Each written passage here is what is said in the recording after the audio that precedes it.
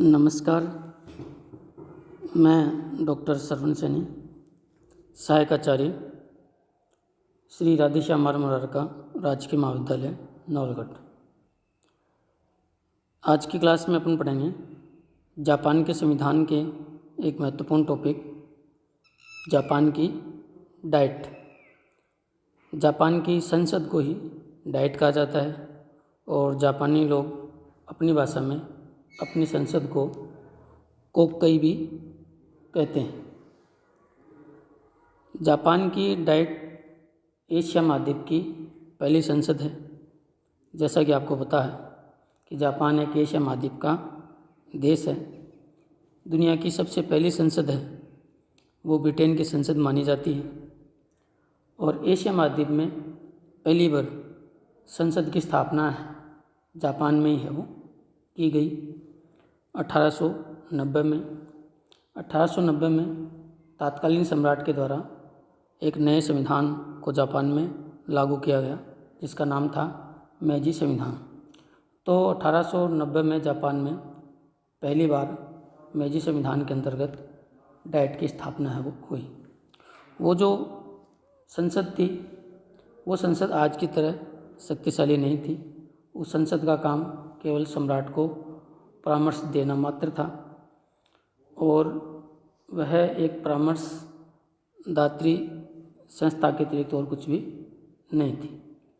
दूसरे विश्व युद्ध में जापान के पराजय के बाद जापान के लिए नए संविधान की रचना की गई और नए संविधान के द्वारा जापान में संसदीय शासन प्रणाली की स्थापना की गई। इसलिए संसदीय शासन प्रणाली के अनुरूप ही जापान में नए संविधान के द्वारा संसद को शक्तिशाली बनाया गया और डाइट को राज्य की शक्ति का एक सर्वोच्च अंग बनाया गया। जैसा कि जापान के वर्तमान संविधान के अनुच्छेद 41 में कहा गया है कि डाइट ही जापान के राज्य की शक्ति का सर्वोच्च अंग है और यह विधि निर्माण की एकमात्र संस्था है। तो इस प्रकार वर्तमान और नए संविधान के माध्यम से जापान में एक संसदीय व्यवस्थापिका यानी डाइट की स्थापना की गई है और उसे शक्तिशाली है वो बनाया गया है। जापान की डाइट एक द्विसदनात्मक व्यवस्थापिका है जिसके निम्न सदन का नाम प्रतिनिधि सभा है और उच्च सदन का नाम सभासद सदन है जिसे पार्षद सदन भी कहा जाता है। अब अपन दोनों सदनों को क्रम से अलग अलग पढ़ेंगे। सबसे पहले निम्न सदन जिसे प्रतिनिधि सभा या प्रतिनिधि सदन भी है वो कहा जाता है। निम्न सदन की सदस्य संख्या वर्तमान में 480 है और ये 480 सदस्यों का जो चुनाव है वो वयस्क मताधिकार के द्वारा प्रत्यक्ष निर्वाचन पद्धति के द्वारा इनका चुनाव है वो किया जाता है। और प्रतिनिधि सदन की सदस्यता के लिए जो योग्यताएं निर्धारित की गई हैं वो इस प्रकार से हैं कि वह व्यक्ति प्रतिनिधि सदन का सदस्य बन सकता है जो जापान का जन्मजात नागरिक हो, आयु उसकी 25 वर्ष से अधिक हो और वह सरकार के अधीन लाभ के पद पर ना हो। अब बात करते हैं प्रतिनिधि सदन के कार्यकाल की। प्रतिनिधि सदन का कार्यकाल 4 वर्ष होता है, लेकिन प्रधानमंत्री के परामर्श के आधार पर सम्राट के द्वारा इसके कार्यकाल से पूर्व भी भंग किया जा सकता है। अब बात करते हैं इसकी गणपूर्ति की। इसकी गणपूर्ति जो है वो इसके 1/3 सदस्यों से है वो होती है और गणपूर्ति सदस्यों की वह संख्या है जिनकी उपस्थिति में सदन की कार्रवाई चलाई जा सकती है या विधि मान्य है वो होती है।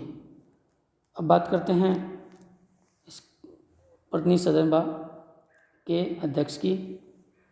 प्रतिनिधि सभा का अध्यक्ष स्पीकर कहलाता है और स्पीकर इस सदन का अध्यक्ष होने के नाते सदन की कार्रवाई का संचालन है वो करता है, नियमों की व्याख्या करता है, वाद विवाद को संचालित करता है, आवश्यकता पड़ने पर निर्णायक मत भी वो देता है और सदन में अनुशासन बनाए रखता है।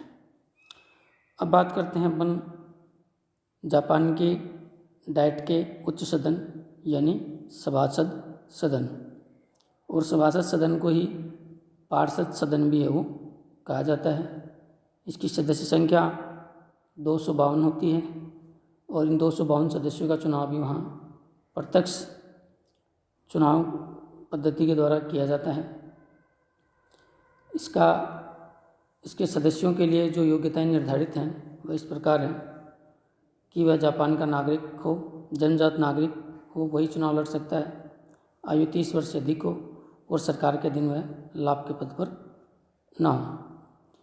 इस सदन के सदस्यों का जो कार्यकाल है वह 6 वर्ष का है वो होता है, और इस सदन का भी अपना एक सभापति है वो होता है जिसे सदन के द्वारा स्वयं चुना जाता है, और इस सदन की गणपूर्ति है वो भी 1/3 सदस्य है वो होती है।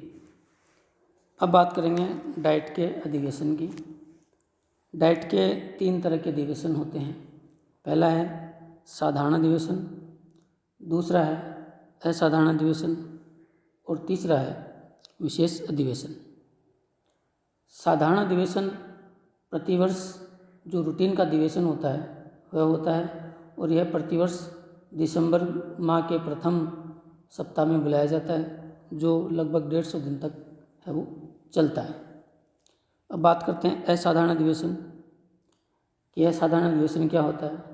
2 साधारण अधिवेशनों के बीच में या अंतराल में आवश्यकता पड़ने पर जो अधिवेशन बुलाया जाता है उसे ही असाधारण अधिवेशन कहा जाता है। अब अधिवेशन का तीसरा प्रकार है विशेष अधिवेशन। वहाँ प्रतिनिधि सभा के चुनाव के तुरंत बाद डाइट का अधिवेशन बुलाना अनिवार्य होता है, क्योंकि डाइट के चुनाव के बाद जापान में डाइट ही प्रधानमंत्री का निर्वाचन करती है, चयन करती है, मनोनयन करती है। इसलिए चुनाव के तुरंत बाद डाइट का अधिवेशन बुलाया जाता है, और चुनाव के तुरंत बाद प्रधानमंत्री के चयन के लिए जो डाइट का अधिवेशन बुलाया जाता है उसे ही डाइट का विशेष अधिवेशन है वो कहा जाता है। तो इस प्रकार डाइट के ये 3 तरह के अधिवेशन है वो होते हैं। अब बात करते हैं अपन डाइट की शक्तियों की। तो चूँकि अभी मैं आपको बता चुका हूँ कि जापान में संसदीय शासन प्रणाली होने के कारण वहाँ डाइट जो है वो सर्वाधिक शक्तिशाली निकाय है, शासन का एक महत्वपूर्ण अंग है। अपन डाइट की शक्तियों को क्रम से निम्न बिंदुओं के आधार पर स्पष्ट करेंगे। पहली डाइट की शक्ति है विधायी शक्तियाँ, और जैसा कि आपको पता है डाइट अपने आप में एक विधायिका है, इसलिए डाइट की मुख्य शक्ति जो है वो विधायी यानी कानून निर्माण की है। और जापान में के संविधान के अनुसार वहाँ डाइट ही विधि निर्माण की एकमात्र संस्था है। जैसा कि जापान के संविधान के अनुच्छेद 41 में कहा गया है कि डाइट विधि निर्माण की सर्वोच्च संस्था है, और डाइट ही संविधान की सीमा में रहकर देश के लिए किसी भी प्रकार का कानून है वो बना सकती है। कानून निर्माण के क्षेत्र में डाइट के जो 2 सदन हैं इसमें प्रतिनिधि सदन की शक्ति है वो निर्णायक है वो होती है। कोई भी साधारण विधेयक प्रतिनिधि सदन पारित कर देता है तो वह उच्च सदन यानी सभासद सदन के पास जाता है, और सभासद सदन या तो उसको पारित कर देता है, और पारित नहीं करता है उसको अस्वीकृत करता है या संशोधन सुझाता है, जिससे कि प्रतिनिधि सदन स्वीकार नहीं करता है। तो ऐसी स्थिति में 60 दिन के बाद प्रतिनिधि सदन उसको दोबारा पारित कर देता है, तो फिर उसे उच्च सदन में भी पारित मान लिया जाता है। इसका अर्थ ये होता है कि साधारण कानून निर्माण के क्षेत्र में डाइट के निम्न सदन की शक्ति ही निर्णायक होती है। उच्च सदन यानी सभासद सदन केवल 60 दिन का विलंब ही कर सकता है। अब आगे है डाइट की कार्यपालिका संबंधी शक्तियाँ। तो जापान में संसदीय शासन प्रणाली है, और जहाँ संसदीय शासन प्रणाली होती है वहाँ कार्यपालिका जो है वो डाइट के संसद के प्रति उत्तरदायी होती है। इसलिए जापान में कार्यपालिका डाइट के प्रति उत्तरदायी है। डाइट को ऐसी अनेक शक्तियाँ प्राप्त हैं जिनके माध्यम से डाइट जो है वो कार्यपालिका पर नियंत्रण रखती है। कार्यपालिका को अपनी शासन संबंधी नीतियों का स्पष्टीकरण डाइट में देना पड़ता है। जब भी डाइट के अधिवेशन होता है तो डाइट प्रश्न पूछकर, पूरक प्रश्न पूछकर और निंदा प्रस्ताव जैसे साधनों के माध्यम से कार्यपालिका पर नियंत्रण रखती है। इसके अलावा यदि डाइट का निम्न सदन सरकार के खिलाफ, कार्यपालिका के खिलाफ अविश्वास प्रस्ताव पारित कर देता है तो इससे सरकार को, कार्यपालिका को त्यागपत्र देने के लिए बाध्य होना पड़ता है। इसके अलावा डाइट कई प्रशासनिक जांच का कार्य भी करता है। यदि प्रशासन पर भ्रष्टाचार के आरोप लगते हैं तो उसकी जांच का कार्य भी डाइट करती है। इसके अलावा सरकार के द्वारा यदि कोई अंतर्राष्ट्रीय संधियाँ की जाती हैं तो उन संधियों का अनुमोदन भी डाइट के द्वारा वो किया जाता है। अब आगे है डाइट की वित्तीय शक्तियाँ। जापान के संविधान में कहा गया है कि राष्ट्रीय वित्त का परिचालन उसी प्रकार होगा जिस प्रकार डाइट निश्चित करेगी। इस प्रकार जापान में संपूर्ण राष्ट्रीय वित्त पर डाइट का नियंत्रण होता है। डाइट की अनुमति के बिना सरकार राजकोष से एक पैसा भी खर्च नहीं कर सकती। सरकार अपने खर्च के लिए एक वर्ष के बजट तैयार करती है और डाइट उस बजट को पारित करती है, तभी सरकार को राजकोष से धन निकालने या खर्च करने का अधिकार है वो प्राप्त होता है।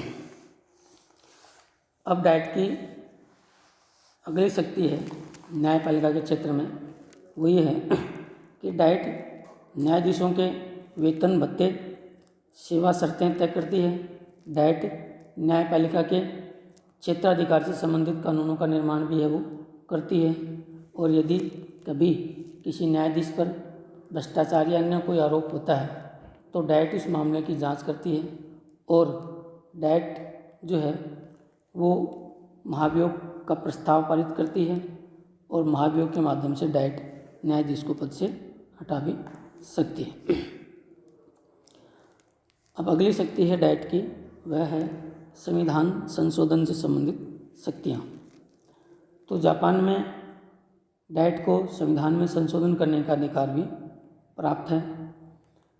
कोई भी संविधान संशोधन का जो प्रस्ताव होता है, विधेयक होता है, वह डाइट में आता है। डाइट 2/3 बहुमत से यदि उसे पारित कर देती है तब उस पर जन संग्रह कराया जाता है, जनता की राय ली जाती है और जापान की जनता यदि उसे बहुमत से स्वीकार कर लेती है तब भी संविधान संशोधन मान्य होता है, अन्यथा वह रद्द हो जाता है। तो इस प्रकार डाइट है संविधान संशोधन का कार्य भी वो करती है। डाइट का एक और जो महत्वपूर्ण कार्य होता है वह होता है निर्वाचन संबंधी कार्य।